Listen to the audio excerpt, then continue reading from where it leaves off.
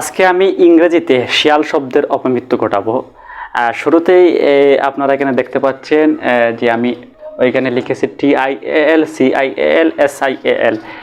TIAL শব্দের শেষে যখন এই তিনটি ফর্ম থাকবে তখন সেটার উচ্চারণ শাল অথবা শল হয়। সাধারণত আমরা বলে থাকি যে অফিসিয়াল, এসেনশিয়াল, ফাইন্যান্সিয়াল। আসলে শিয়াল শব্দের অপমৃত্যু ঘটাবো। ইংরেজিতে কোনো শিয়াল নেই। আমরা শুরুতেই যদি এখানে দেখতে পাই যে আমি এখানে লিখেছি TIAL মিনিং হচ্ছে সেটার উচ্চারণ হবে শল।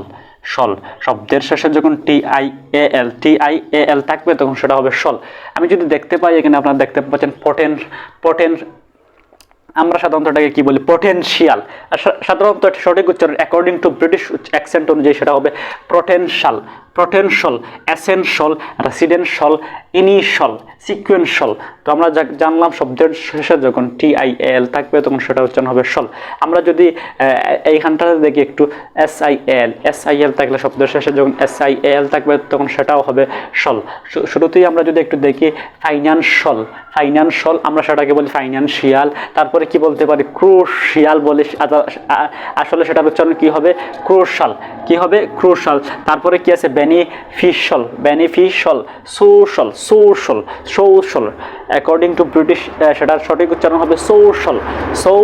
তারপরে কি আছে অফিশিয়াল বলি আমরা সাধারণত সেটাকে, তো সেটা হবে অফিশিয়াল। আমরা আরেকটা 3 নম্বর যে আমার ফর্মটি সেটা হচ্ছে SIL থাকলে আমরা সেটাকে শল বলবো।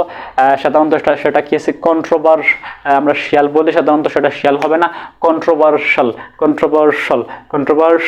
সাধারণত শব্দের শেষে যখন TIAL SIL তাকে আমরা সাধারণত সেটাকে কি বলি, আমরা বলি শিয়াল। সাধারণত শিয়াল হবে না, সেটার উচ্চারণ হবে শল।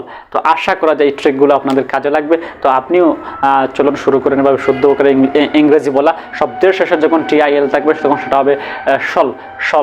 তো আমরা বলতে পারি পটেনশাল, এসেনশিয়াল এভাবে বলতে পারি।